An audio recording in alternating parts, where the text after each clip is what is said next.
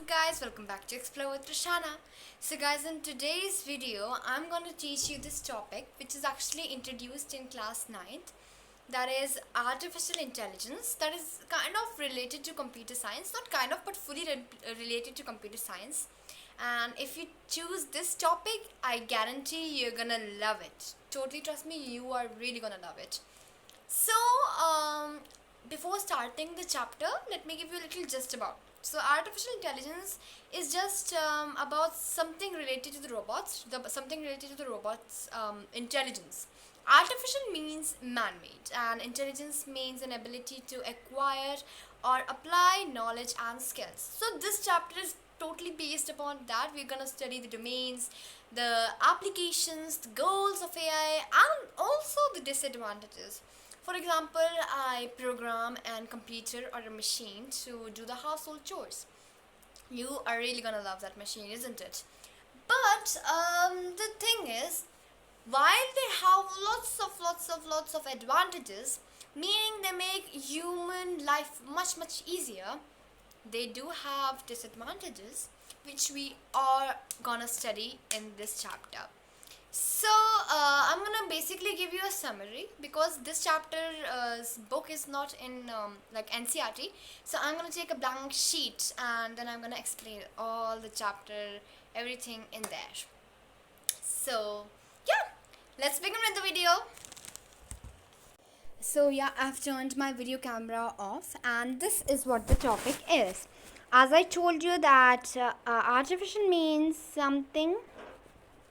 Okay, if I write in short form, let me take a red marker, AI. Basically, artificial means man-made, right? Man-made. And your intelligence means like it is an actually ability to acquire and apply knowledge. है ना, ये एक ability होती है कि हम knowledge को ले सकें, उसे अप्लाई कर सकें, also the skills, right? Knowledge तो आपको पता ही है, education, intelligence, all are interconnected. तो यही है आपका artificial intelligence. Suppose मैं एक robot बनाती हूँ, ठीक है? I am creating a robot. This is my Mr. Mickey. Let's call this robot Mr. Mickey. Kind of weird. This is Mr. Mickey. So I am programming this robot in such a way it is able to perform household work. अब क्या होगा कि अगर मैंने इसको perform कर दिया अच्छे से, सारे एल्गोरिदम्स दे दिए, जो भी रिक्वायर होता है आपका, जो भी है आपका एल्गोरिदम, जो भी, ठीक है, तो मैंने मिस्टर मिकी को ऐसे प्रोग्राम कर दिया तो वो मेरे सारे हाउस होल्ड वर्क कर सकेगा. मीन्स हमें उसको इंटेलिजेंस देनी पड़ेगी उस वे में ताकि वो सारे परफॉर्म कर सके अपने टास्क. तो क्या होगा कि मैं बन जाऊंगी lazy. I would be lazy. मैं बोलूँगी मिस्टर मिकी जब मेरा सारा काम कर देता है तो why should I do it. So ये डिसएडवांटेज है because it is helping us but it is also making us lazy, isn't it. आप देखो, आप फ़ोन में दिन भर लगे रहते होगे, आपको पढ़ाई करने का मन नहीं करता होगा, किसी भी चीज़ का करने का मन नहीं करता होगा, because phone is attracting you towards the social media apps. Even the social media apps are related, they are based on AI. So यही हम पढ़ने जा रहे हैं.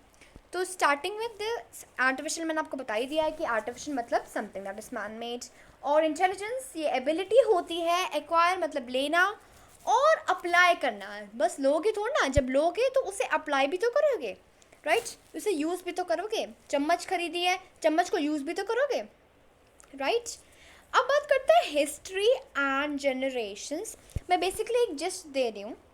तो सबसे पहले जो था हमारा एबेकस आया. मैं आपको एक चार्ट बनाकर दिखाती हूँ, 1 मिनट. हाँ, सो आई वाज सेइंग कि हिस्ट्री ऑफ एआई की अगर मैं बात करूँ तो सबसे पहले आया अबेकस. अबेकस तो आजकल भी आपने देखा ही होगा, मैथ्स कैलकुलेशंस करने के लिए यूज़ किया ही जाता है. फिर आया आपका एनालिटिकल इंजन.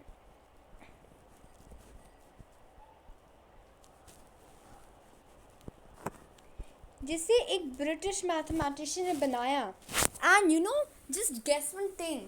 आप क्या गेस कर सकते हो कि क्या, कौन सा वो एक मैथमेटिशियन होगा ब्रिटिश जिसने ये एनालिटिकल इंजन बनाया है? Guess. He is pretty famous. मतलब आपने बचपन में तो ज़रूर ही इनका नाम पढ़ा होगा, I am pretty sure. Computer में तो इनका नाम एक ना एक बार ज़रूर ही आ जाता है। इन्होंने कंसीव किया था इसका design. Yes, you guessed it right. It's Charles Babbage. He was a British mathematician, right?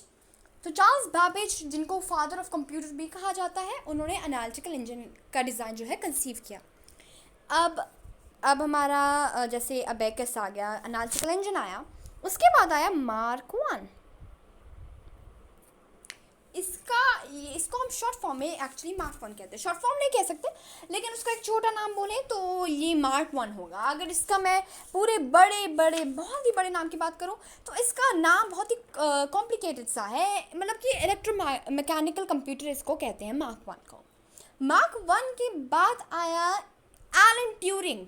Alan Turing ने एक मशीन बनाई, ठीक है, इसका आइडिया दिया जो है ट्यूरिंग मशीन, ठीक है। ये सारे based on calculations, maths calculations पे ये सारी मशीन्स बेस्ड थी। तो हमने अभी तक पढ़ा है कि सबसे पहले अबेकस आया जो मैथ्स कैलकुलेशन के लिए यूज़ किया जाता है, आपको तो पता ही है। फिर हमारा एनालिटिकल इंजन आया जिससे चार्ल्स बैबेज ने उसका आइडिया कंसीव किया। वैसे तो हिस्ट्री ऑफ, अगर मैं हिस्ट्री ऑफ एआई की बात करूँ तो आपको एक्सप्लेन करने में नहीं आता points, but you never know, so आप पढ़ भी सकते हो। See I am also in 9th class, so I don't have much experience, but most probably आपको बस पॉइंटर्स पूछे जाएंगे, मुझे भी सिर्फ पॉइंटर्स ही पूछे जाएंगे, आई एम प्रीटी श्योर। तो मेन चीज़ मेरे को अकॉर्डिंग टू मी इज़ कि आपको याद कर लेना पॉइंटर्स अबैकस। मैथमेटिकल कैलकुलेशंस करने के लिए तो आपको पता यही यूज़ करा जाता है। और जो है आपका एनालिटिकल इंजन, चार्ल्स बैबेज ने उसका आइडिया कंसीव किया था। मार्क वन जिसको इलेक्ट्रोमैकेनिकल कंप्यूटर कहते हैं। And then if I talk about after Mark one there was your Alan Turing, give an idea about Turing machine, then came your internet, right?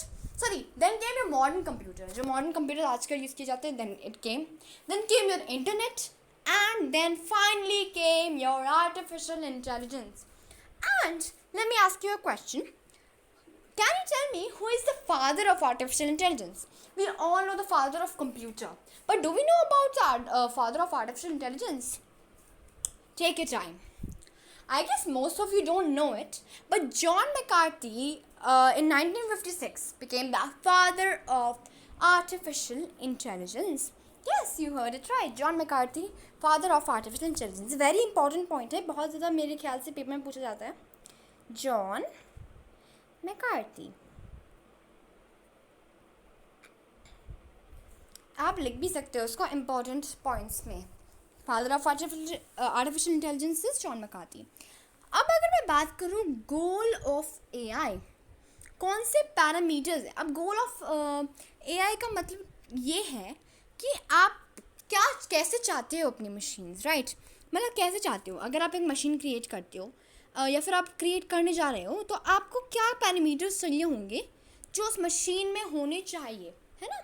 और जिसमें we are so choosy in everything. तो हम भी वही सोच रहे होंगे कि हमें क्या पैरामीटर्स चाहिए होंगे मशीन बनाने के लिए, और कैसी हमें अपनी मशीन चाहिए। सो इसके लिए हमारे पास है कुछ गोल्स। सबसे पहला आता है problem solving and reasoning. Problem solving and reasoning, right?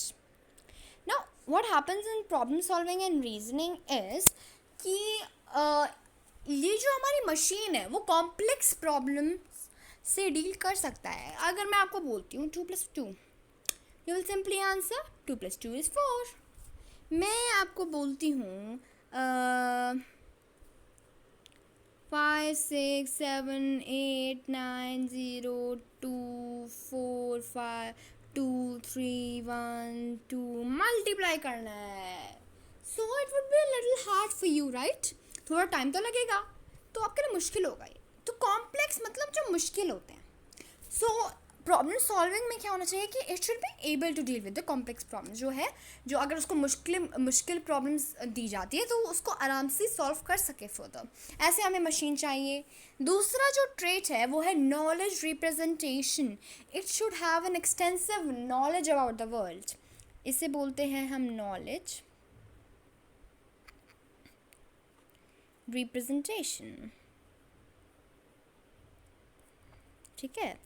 So knowledge representation में बेसिकली यही है कि उसको डाइवर्स नॉलेज होनी चाहिए। डाइवर्स मतलब कि तरह तरह की अलग अलग प्रकार की, not only in one subject, different types of knowledge, way B it philosophy, English, computer science, engineering, ये सारी उसको डाइवर्स नॉलेज होनी चाहिए, राइट। और एक्सटेंसिव नॉलेज भी होनी चाहिए इस धरती के बारे में, राइट। अब बात करती हूँ मैं अनदर पॉइंटर की, तो वो है आपका प्लानिंग। सपोज अगर आप पिकनिक में जाते हो, आप प्लान करते हो ना, यू प्लान इट कि चलो I am going to picnic tomorrow, so what should I keep, what food items should I prepare, right, what should I wear tomorrow, right, which mode should I use to transport. तो आप अपने सोचोगे ना, different different pointers रखोगे कि क्या क्या मेरे को पहनना चाहिए। सिमिलरली सेम केस है यहाँ पर। प्लानिंग में क्या होता है ना कि it should be able to predict future possibilities. Predict मतलब अंदाज़ा लगाना, गेस करना, प्रोडिक्शंस होती है, राइट। जैसे सिम्पसन्स एक बहुत पॉपुलर कार्टून है अपने प्रोडक्शंस के लिए, तो प्रिडिक्शंस ही कहेंगे इसको। तो इसके अलग अलग चीज़ें होनी चाहिए और ये प्रिडिक्ट कर सके फ्यूचर पॉसिबिलिटीज़, क्या क्या हो सकता है फ्यूचर में, भविष्य में क्या क्या हो सकता है, वो भी प्रिडिक्ट कर सके। नेक्स्ट पॉइंटर्स आता है आपका लर्निंग। अब लर्निंग में सीखना मतलब कि हम कहते हैं ना, we learn from our mistakes, we say that. So basically learning में क्या है कि वो जो है the machine, it improves through its past experience, it is able to learn from its past experience। जैसे हमें बचपन में नहीं, सॉरी, 8th क्लास में जैसे हमें एक बुक थी, उसमें एक चैप्टर था आर्टिफिशियल इंटेलिजेंस। सो हम we gave it gave an example of a metal object, hot metal object, ठीक है, it was very hot, we touched the metal object, right, we touched it using our hand, and when we touched it, we immediately moved our hand from there because we sensed that it is hot. Now next time when we'll see a metal object, we will not touch it, we'll wait for it to cool down और तब touch करेंगे। मतलब कि हमने क्या किया, हमने अपनी गलती से सीखा, है ना। ये छोटी मोटी गलती है, बड़ी गलतियों से भी सीखते हैं लोग। सो बेसिकली मशीन को ऐसे प्रोग्राम करना चाहिए कि वो अपनी जो है अच्छे से सीख पाए, it can improve through its past experience, जिसे हम मशीन लर्निंग कहते हैं, राइट। अब सोशल इंटेलिजेंस की बात करो, सोशल मतलब कि फीलिंग्स, इमोशंस, ये ह्यूमन बिहेवियर और human intelligence, sorry, human behaviour और ह्यूमन, एक सेकेंड, ह्यूमन बिहेवियर जो हो गया, ह्यूमन इमोशंस हो जाए, वो उसको प्रिडिक्ट कर सके कि हाँ अभी ये मेरे जो ये मास्टर है वो सैड हो रखा है, अभी खुश हो रखा है, अभी एक्साइटेड है, अभी गुस्से में है, राइट। और कैसा क्या बदलाव आया ह्यूमन बिहेवियर में, वो भी प्रिडिक्ट कर सकें। Creativity, that is one of the most important pointers we all want. ये ऐसे होना चाहिए, it should generate never seen before, मतलब कभी देखे ही ना हो ऐसे आउटपुट्स जो दे रहा है हमें, वैसे उसको जनरेट करनी चाहिए, राइट। उसे क्रिएटिव होना चाहिए। देखो हम सेम ही चीज़ देख के बोर हो जाते हैं, right. When if I talk about YouTube, we look for creative content, है ना। हम एक ही कंटेंट देखे जा रहे, so we'll get bore, we'll get used to it. तो इसलिए एक मशीन को क्रिएटिव भी होना चाहिए, बिल्कुल इंटरेस्टिंग आउटपुट्स उसको देने चाहिए बेसिकली। मैं बात करूँ डिसिप्लिन्स ऑफ एआई में, इसमें बहुत सारे सब्जेक्ट्स आते हैं वैसे। Disciplines, sorry I am writing with my hand ना, रफली राइट कर रही हूँ इसलिए ख़राब लग रहा है writing. So disciplines of AI की बात करो तो इसमें हम एक क्यूट सा सर्कल सा बना लेते हैं, बेसिकली लाइक दिस। तो जैसे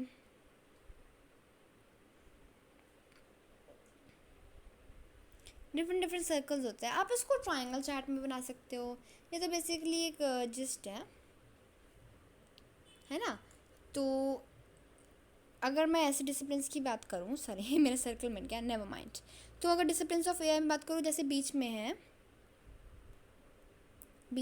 एआई, तो एआई हो गया, then your philosophy, your psychology, your computer science, your English, your biology, your engineering, ये सारे आते हैं डिसिप्लिन्स ऑफ एआई में। अगर आप उसको शॉर्ट फॉर्म में कनाट्स, you can name it like this actually, कनाट्स नहीं, सॉरी इसमें तो ऐसे कोई वर्ड ही नहीं है, कैड्स something like that. So basically यही है कि इसमें कंप्यूटर साइंस आता है, बायोलॉजी आता है डिसिप्लिन ऑफ एआई में, इंग्लिश आ गया, फिलोसफी, साइकोलॉजी, ये सारी चीज़ें आती हैं. बात करूँ मैं next topic AI versus human intelligence. It's a very important question. मेरे ख्याल से ज़रूर पूछा जाता होगा. आई एम प्रीटी श्योर ये बहुत ही इंपॉर्टेंट है ना. Human intelligence, I am writing HI, human intelligence short form. अब मैं बात करूँ तो आप क्या डिफरेंस करोगे. पहली बात cognitive behaviour. Human behaviour cognitive behaviour पे बेस्ड है, और जो आर्टिफिशियल इंटेलिजेंस है वो मॉडल मतलब मॉडल है उसका कॉग्निटिव बिहेवियर का. वो हमें एग्जैक्टली जो रोबोट्स है वो कॉपी नहीं कर सकते. ये जो स्टेज है ना, रिसर्च स्टेज पे चल रहा है कि हमें उन्हें कैसे प्रोग्राम करें कि वो exactly their ditto copy of us. That would be a complete human being, if I say in another words. So basically, cognitive behavior, human behavior is based on cognitive behavior, and artificial intelligence is actually it's a model of cognitive behavior. If I talk about speed, human intelligence, human beings, they are very slow as compared to artificial intelligence. See, artificial intelligence programmed robots are quite fast. They can complete their works non-stop without taking breaks, and they're fast. Whereas human takes little time and they're little slow as compared to artificial intelligence. Adaptability. Human beings can adapt to your changes, right? They can somehow adapt to the changes made in the environment and all. But your artificial intelligence take a little bit of time to adapt in the environment, right? It's difficult for them. Decision making. Now human beings can make decisions which can be biased. Biased मतलब कि एक particular class के लिए biased है, मतलब उनके लिए अच्छा चाह रहा है वो. जैसे मैं बोलती हूँ, एक ह्यूमन बीइंग है, वो बोलता है कि ये जो जॉब है ये सिर्फ बॉयज़ के लिए है या फिर सिर्फ गर्ल्स के लिए है. ठीक है. Suppose it's an office where employees are only said to be boys. So it's biasness. ये biasness है towards the boys, not towards the girls. मतलब कि human behavior can be biased, but artificial intelligence का जो behavior होता है, it is not biased, right? उसे हमें ऐसे बनाना पड़ता है. और नेचर की बात करें तो इधर सिंपल है. आर्टिफिशियल इंटेलिजेंस आर्टिफिशियल रोबोट्स का आर्टिफिशियल नेचर होता है, और ह्यूमन बींग्स का नेचुरल मतलब कि उनमें इमोशंस होते हैं. सोशल बेसिकली आपका इंटेलिजेंस होता है. So let's come to the next topic.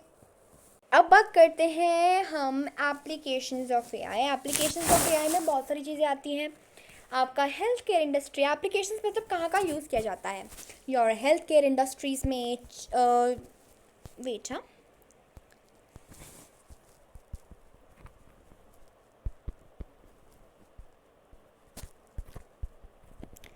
आपका हेल्थ केयर इंडस्ट्री में यूज़ किया जाता है.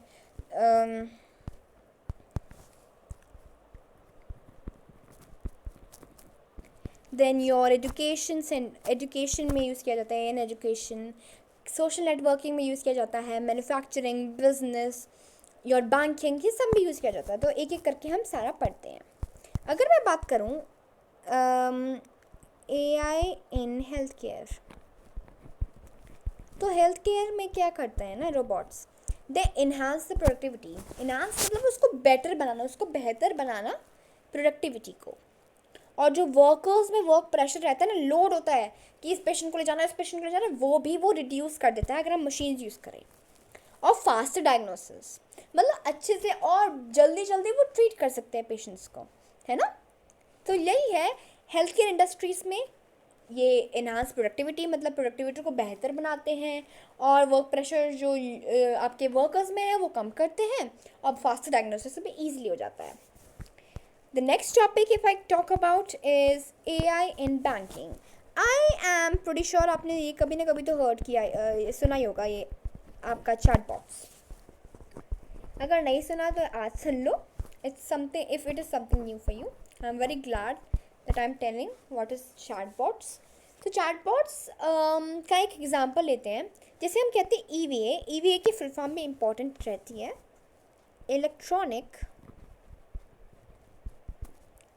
वर्चुअल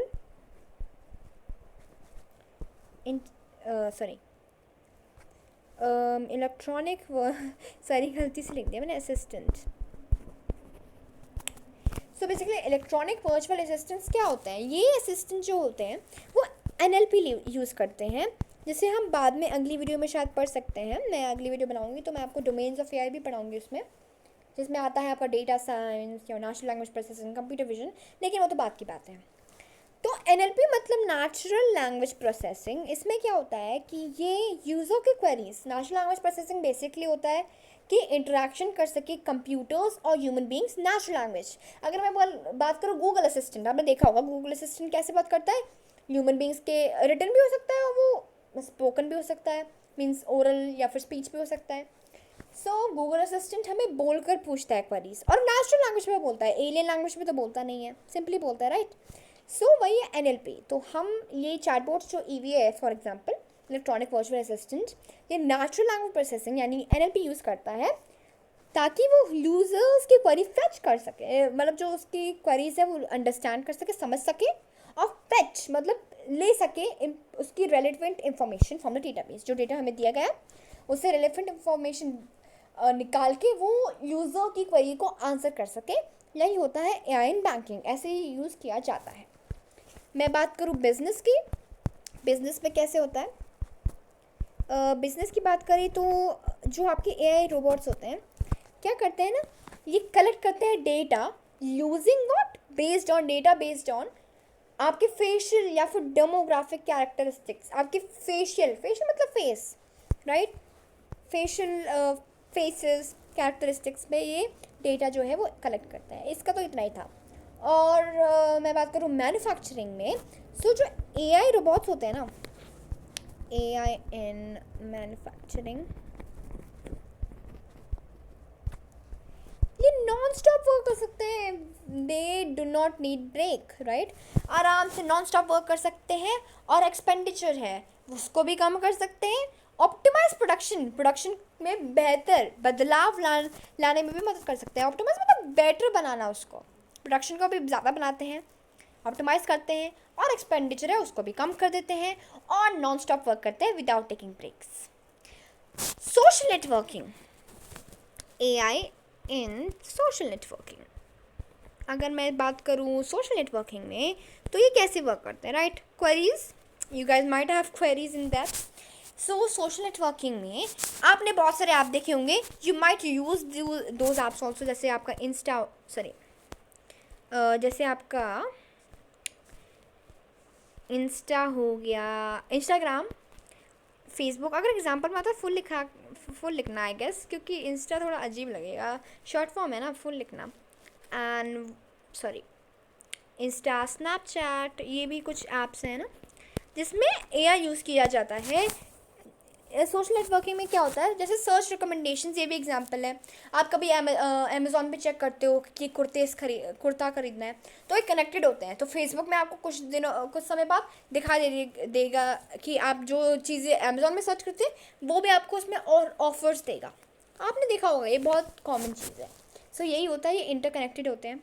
ये वेबसाइट गैदर इंफॉर्मेशन करते हैं, मतलब दे कलेक्ट इंफॉर्मेशन, इकट्ठा करते हैं अबाउट योर प्रेफरेंसेस, आपकी क्या क्या चॉइसेस हैं और आपकी क्या क्या बाइंग हैबिट्स है, उसके बेस में ये इंफॉर्मेशन कलेक्ट करते हैं। AI in education.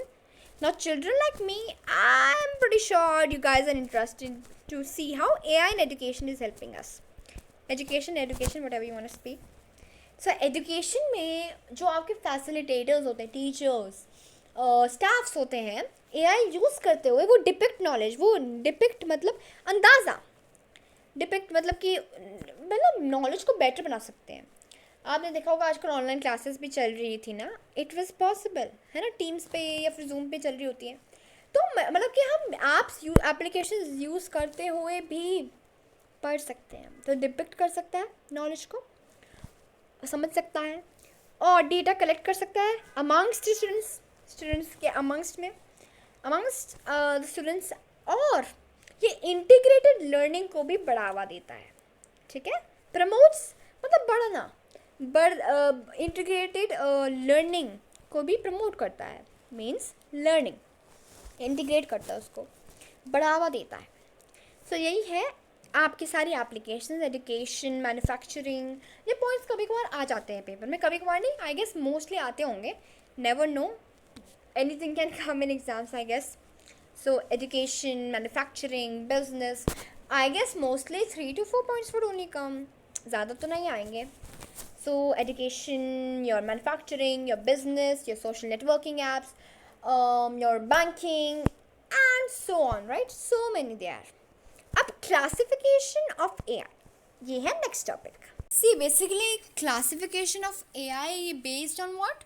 It is based on your functionalities, capabilities, right? So इसमें क्या होता है? अब आप सोच रहे होगे ना इसमें क्या होता है? Let me answer all your queries. तो ASI, AGI, ANI, ये है 3 टाइप्स की. और इसमें और भी है, नॉट दिस मच, सिर्फ इतना ही नहीं है, और भी है, मतलब कि ASI, ANI, AGI, then your reactive machines, theory of mind, limited memory, self awareness. बहुत मुश्किल लग रहा है ना, बट ट्रस्ट में ये बहुत ही सिंपल है. अगर मैं स्टार्टिंग करूँ ANI से, ANI की फुल फॉर्म है, wait minute, ANI, artificial narrow intelligence. Basically इसका मतलब है कि जब हम रोबोट में ये इंटेलिजेंस होती है, जो बहुत ही कॉमन है, मतलब यही है आजकल. सो एक सिंगल टास्क, हम उसको एक सिंपल और सिंगल टास्क देते हैं, वन टास्क, वो अफेक्टिवली, मतलब अच्छे से, बिल्कुल परफेक्ट वे में कर सके, राइट? ये एबिलिटी होती है कंप्यूटर की, वो अच्छे से एक सिंगल टास्क परफॉर्म कर सके. ये है ANI. फॉर एग्जाम्पल मैं दूँ तो गूगल वॉइस असिस्टेंट, ये आपकी क्वेरीज फेच करता है, क्वेरीज लेता है, और फिर आपको जो इंफॉर्मेशन फेच करके आपको रेलेवेंट जो आंसर्स है वो देता है. ये है ANI. AGI मतलब जनरल इंटेलिजेंस. AGI में क्या है ना कि AGI बेसिकली, AGI में सिस्टम्स हैं इंटेलेक्चुअल टास्क, एक intellectual task with the efficiency of a human being perform कर सके, मतलब बिल्कुल ह्यूमन बींग्स की तरह ये परफॉर्म कर सके. यही है AGI. लेकिन बात ये है ना कि AGI वो स्टिल रिसर्च फेज में है, अभी बनाई नहीं गई है, क्योंकि ये मशीन्स जो होती है बहुत कॉम्प्लेक्स होती है नेचर में, सो बनाना मुश्किल है, तो अभी तक ये बनाई नहीं गई है. फिर आता है आपका ASI. ASI मतलब आर्टिफिशियल सुपर इंटेलिजेंस. ना इसका क्या मतलब होगा भाई, artificial super intelligence, what does it mean? इसका मतलब है कि ये जो रोबोट्स हैं वो इतना अच्छा काम परफॉर्म करें, they have so much better intelligence than human beings, मतलब ह्यूमन से भी बेटर टास्क परफॉर्म कर सकें, और सरपास, मतलब कि ह्यूमन से आगे बढ़कर भी टास्क परफॉर्म कर सकते हैं. ये है ASI. और ये जो मशीन्स हैं वो थियोरेटिकल पॉसिबल है, जो कि किसका आउटकम है? Somehow it is related to AGI ना, इंटेलेक्चुअल टास्क, योर सरपासिंग, तो ये आउटकम है ऑफ AGI, तो ये पॉसिबल हो सकती है. लेकिन ये भी रिसर्च फेज में, अभी ये बस ये उनका आइडिया है, अभी बनी नहीं ऐसी. अब बात करूँ मैं another type, reactive machines, your theory of mind, then your self awareness, ये सारी किसके अंदर आती है? आपकी यही आती है इसमें भी, कैटेगराइजेशन में. तो एक सेकेंड, बात करें रिएक्टिव मशीन्स, तो ऐसी टाइप्स की जो मशीन्स होती है, I am giving you time, can I guess कि यार ये रिएक्टिव मशीन्स क्या करती होंगी, है ना? सोचो. सो बेसिकली जो रिएक्टिव मशीन्स होती है ना, उनमें ये एकदम से रिएक्ट कर देती है. मेरा मतलब है कि इनमें कोई पास्ट मेमोरी नहीं होती अपनी. तो जो ASI, AGI, ANI है वो है कैपेबिलिटीज़ में based. Reactive machines limited memory, theory of mind और सेल्फ अवेयरनेस, ये है फंक्शनैलिटीज़ पे बेस्ड. तो मैं बात करूँ तो इसमें क्या है कि जो आपकी मशीन्स हैं, है ना, if I talk about machines, reactive machines वो होती हैं जिनमें पास्ट मेमोरी कोई नहीं होती, पास्ट एक्सपीरियंस नहीं याद रखती है, वो पास्ट मेमोरी कोई नहीं होती है. नहीं है, रिएक्टिव मशीन्स में यही होता है, उनमें कोई पास्ट मेमोरी होती ही नहीं है. जैसे मैं डीप ब्लू की बात करूँ, IBM का, या फिर गूगल अल्फागो, ये सारे भी एग्जांपल रिएक्टिव मशीन्स में. लिमिटेड मेमोरी, अब लिमिटेड मेमोरी में क्या होता है कि इसमें एक्सपीरियंस स्टोर होगा छोटे से टाइम पे. छोटे से टाइम पीरियड में ये जो है अपना एक्सपीरियंस है ना शॉर्टर पीरियड ऑफ टाइम पे स्टोर कर सकते हैं. एग्जाम्पल आपका एप्पल का चैट बॉट हो गया, जो सिरी है. Siri is example of chatbot. ये जो आपका ऑटोनोमस कार्स या फिर ड्राइवरलेस कार्स है, ये भी इसके अंदर आता है. Theory of mind. Basically theory of mind का मतलब ये है कि इनमें ह्यूमन जैसी इमोशंस हो, ये ह्यूमन इमोशंस को समझ सकें, राइट. उनमें अपने बिलीव्स हो, ह्यूमन बिलीव्स पे फेथ रख सकें. मतलब कि एक्सपेक्टेशंस एंड थॉट्स और इमोशंस, ये सारे थ्योरी ऑफ माइंड के अंदर आता है. लेकिन ये जो मशीन्स है ये स्टिल रिसर्च स्टेज में है. बात करूँ मैं लास्ट की, जो है सेल्फ अवेयरनेस.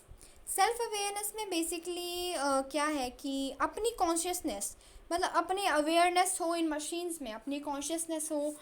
और दे आर सुपर इंटेलिजेंट. ये ऐसी टाइप की मशीन सुपर इंटेलिजेंट होती है. अगर मैं सिंपल वर्ड्स में बोलूँ तो ये बेसिकली एक कंप्लीट ह्यूमन बीइंग होता है. सो यही आता है सेल्फ अवेयरनेस के अंदर. मैं बात करती हूँ अब कि दूसरे वे में अगर हम क्लासीफाई कर सकें तो वो होता है AI on performance levels. AI in performance levels में क्या होता है कि दो टाइप्स के आते हैं. एक होता है वीक एआई और एक होता है स्ट्रॉन्ग एआई. अब वैसे नाम से ही पता चल रहा है कि वीक एआई थोड़ा कमज़ोर होगा, मतलब वो थोड़ा अच्छा सा नहीं होगा, और स्ट्रॉन्ग एआई तो ऑफ कोर्स स्ट्रॉन्ग ही होगा. तो अगर मैं वीक एआई की बात करूँ तो वीक एआई का बेसिकली मतलब ये होता है कि ये जो मशीन होती हैं वो प्रिटेंड करती हैं, मतलब एक्टिंग करती हैं इंटेलिजेंट बनने की, बट नॉट एक्चुअली इंटेलिजेंस. क्योंकि ये क्या होता है, ये तो प्रोग्राम ही की जा रही है ना, किससे, ह्यूमन बींग्स के द्वारा. इनको प्रोग्राम कौन कर रहा है, ह्यूमन बींग्स. तो ये प्रिटेंड करती है कि इंटेलिजेंट है बट आर नॉट इंटेलिजेंट. जैसे वर्चुअल असिस्टेंट, इनको प्रोग्राम कौन कर रहा है, ह्यूमन बींग. सो ये बस काइंड ऑफ इंटेलिजेंट है but actually not intelligent. Strong AI इसका उल्टा है. Strong AI excellent level of intelligence, बहुत ही amazing intelligent. Human level intelligence तो एक्सीलेंट होंगी. इन ये क्लस्टरिंग, मतलब एक साथ जोड़ने में, सारी जो आपकी टेक्निक्स हैं प्रोसेसिंग डेटा में, ये सारे अच्छे तरीके से कर सकता है. हाँ, तो ये एक्चुअली इंटेलिजेंट मशीन्स होती हैं स्ट्रॉन्ग एआई. अब बात करते हैं लिमिटेशंस. अब लिमिटेशंस भी हैं, you know, when there are pros there can be cons. limitations basically मैं बात करूँ तो मतलब disadvantages of AI. वैसे तो अगर पेपर में आएगा तो I guess you should not write ये limitations में कि lazy बना सकते. you can write also, maybe you can get marks, but अगर अच्छे वे में लिखोगे, अच्छे वे में प्रेजेंट करोगे, so I guess that you will yourself like it, right? so अगर मैं बात करूँ limitations में, बहुत सारी हैं limitations, तो बहुत ही सारी हैं, मतलब 1 2 3 4 5 है, I don't know how many. लेकिन कुछ इन लिमिटेशंस की बात करूँ तो सबसे पहला आता है कि इनकी बहुत ही कॉस्ट होती है, बहुत महंगा. ठीक है, मतलब कि बहुत ही कॉस्टली होते हैं, क्योंकि ये कॉम्प्लेक्स होते हैं ना, ये इंटेलिजेंट मशीन्स होते हैं, स्मार्ट मशीन्स होते हैं. तो इसके लिए कॉस्ट बनाने के लिए भी, इसको बनाने के लिए, ख़रीदने के लिए भी तो कॉस्ट ज़्यादा चाहिए, तो बहुत ही महंगी होती हैं. दूसरा बात करूँ तो ये इमोशनलेस होती है, इनमें खुद के इमोशंस नहीं होते. ये जो ह्यूमन फेथ में, ये ह्यूमन बिलीव्स में बिलीव नहीं करती है, अपनी कॉन्शियस नहीं होती ना. तो बेसिकली इसे ह्यूमन, अगर कोई उसको जो ह्यूमन बोलेगा वही करेगी वो मशीन, तो उससे डिफ्रेंशिएट नहीं कर सकती वो बुरे में या अच्छे में. If I talk about another thing जो कॉन्स में आता है, कॉन्स मतलब डिसएडवांटेजेस. सो वो आपका हो गया कि जो लिमिटेड मेमोरी, जैसे अभी हमने डिस्कस किया लिमिटेड मेमोरी के बारे में, कम मतलब थोड़े समय के लिए, ये सारी मशीन्स में नहीं होता वैसे, लेकिन past experience for shorter time के लिए स्टोर कर सकती है कुछ मशीन्स, राइट. बात करूँ मैं अगली की लैक ऑफ क्रिएटिविटी. भाई बहुत ही कम क्रिएटिविटी होती है ऐसी मशीन्स में. क्रिएटिविटी का मतलब कि क्रिएटिव नहीं होती है, जो नेवर सीन बिफोर आउटपुट्स नहीं. ह्यूमन बीइंग्स क्या होते हैं, अपनी मिस्टेक से सीखते हैं और फिर आइडियाज़ लेकर वो कुछ अच्छी क्रिएटिव चीज़ बनाते हैं. मशीन्स क्या है, simple based on human intelligence, लेकिन वो क्रिएटिव नहीं है. अगर मैं ह्यूमन और आर्टिफिशियल इंटेलिजेंस में कंपेयर करूँ कि ज़्यादा कौन क्रिएटिव है, so definitely artificial intelligence can not beat humans in based on that creativity. So ये है कुछ लिमिटेशंस. अब आता है next topic, that is AI technique, and this is the last topic for today. So हमने काफ़ी सारे टॉपिक वैसे डिस्कस कर लिए हैं. I feel like AI technique.